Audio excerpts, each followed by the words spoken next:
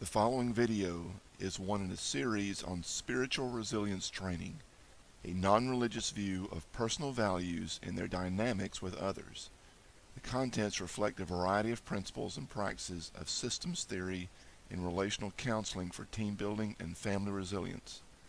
Although the series is intended to support Army Corps values, each video also encourages the viewer to reflect on their current prominent values in specific situations and to consider what values may be more appropriate to means and results that are honorable and helpful with others. Chaplain Dillard initiates creating and posting these videos. Their contents and YouTube's linked videos do not necessarily reflect specific beliefs, practices, requirements, or endorsements of the Department of Defense, its subordinate organizations, or other groups with which Chaplain Dillard is affiliated. Welcome back. This is the first in a two-part series that maybe you've never considered how these things go together, spiritual resilience and time management. Most of us struggle at some point with how to manage our time. We get distracted or behind or overwhelmed, and there's lots of different good and effective and helpful techniques out there.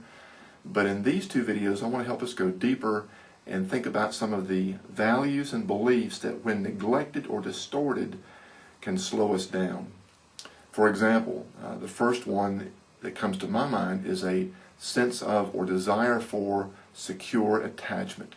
Now, the following statements throughout this video may be said consciously or subconsciously to the person.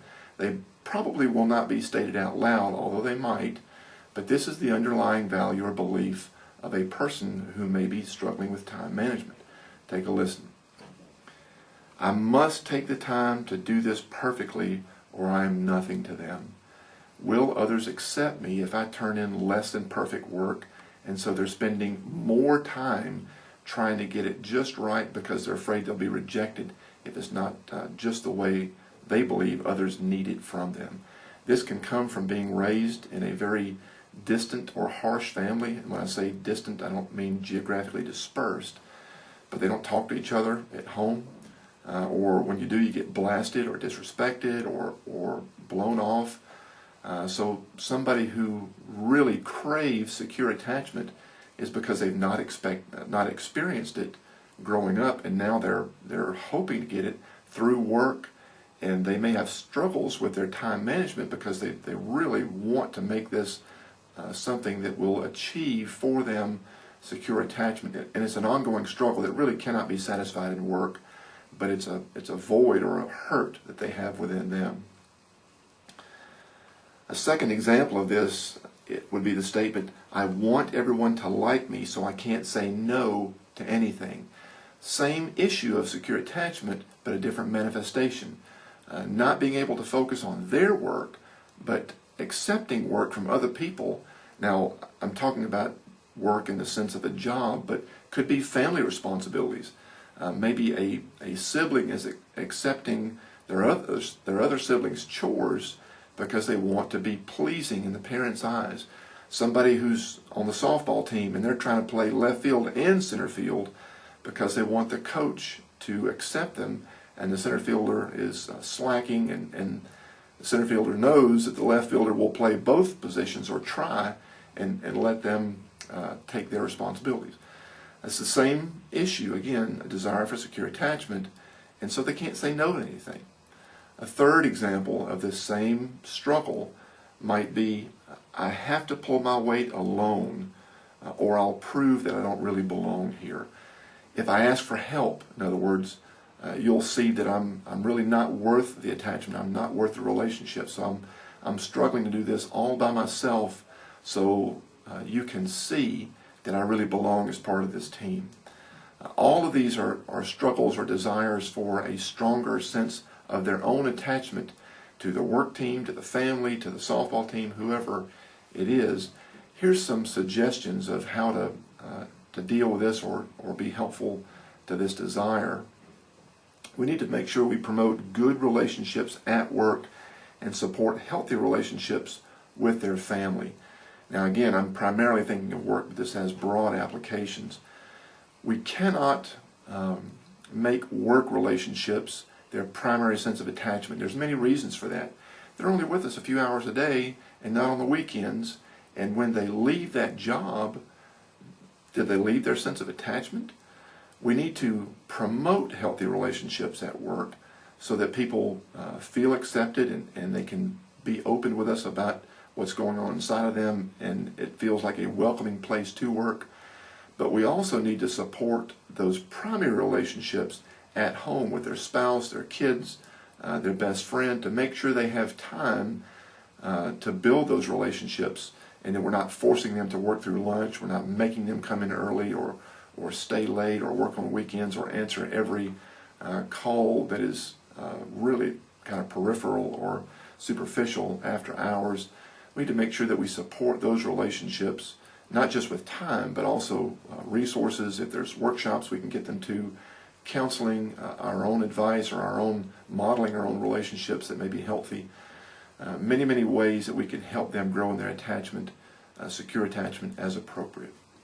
A second example of spiritual dynamics that may be impacting time management would be a clear sense of purpose in their role. I'm not sure what's number one for my role, so I treat everything as number one. That sounds very similar to I can't say no to anything, but that's different. One of them's looking for attachment. One of them just wants to know, what is my purpose? What's really important, and how do I fit in? That is often a leadership issue, and I'll get to that later. But it might just be that the person is new on the job, they don't know. It could be that they have a very complex job and they're having some difficulty, but it is a desire to do well. They want to know, what is the purpose? How do I fit in? And it's just not clear to me. Another way they might express this internally to themselves or possibly out loud, this work is important, but I have to take care of blank first. Competing priorities, competing purposes, competing roles in their life. They might have some serious things going on in another important area of their life. If we're talking about work, a competing purpose of family. If we're talking about a leisure activity, which is important to you, you're on the same rugby team, but they've really got some things they're behind on at work, or some financial things at home, and that's distracting them and making them late for practice, distracting their attention so they can give their full focus at work. What is going on with them that is hindering their proper management of time for this particular moment and this particular team? Another way they might express this, internally or externally, is leave me alone so I can do what I know is right. This might be rare, but this happens. Kind of a narcissistic person. I know what I need to do. Don't tell me how to use my time. Don't tell me what's due first. I know what's best. Well, that person might really be smart. They might really know what's best. But chances are, if they're a member of the team and they're treating the team like it's all about them, the old statement, there's no I in team, they might say, but there is an M and an E, there's a me. That's a different problem, but it's still related to purpose and role. Here's some suggestions of how to deal with all of these different struggles of clear purpose and role. The leader needs to relay a clear vision. What is the goal that we're shooting for, so that others can clearly understand it? Clarify the priorities, reward progress, encourage openness, and address loners. All of these things in balance, so that everybody has a clear understanding. What is the purpose of this team? What's most important that we cannot drop? What's a little less important that we could delegate, delay, or possibly drop because it doesn't really belong to us? And then anybody who's not working on that purpose in their role, we need to address those people in appropriate ways. They might need training, they might need some encouragement, they might need some discipline, but we've got to be consistent, and we've got to help everybody come along with the purpose and their role on this team, but in ways that help other teams as well as appropriate. That's balance, and that takes communication.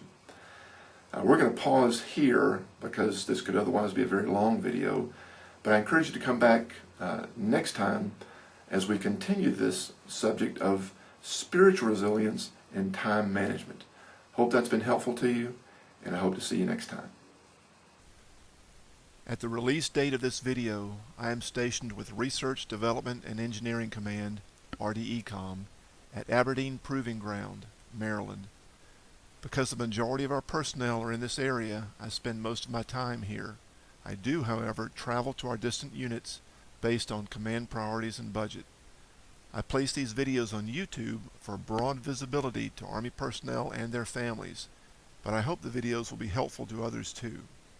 If you are assigned to RDECOM and want to request specific topics by video, training on site or by VTC, or confidential counseling on site or by secure webcam, you can contact me at jeffrey.d.dillard.mil@mail.mil.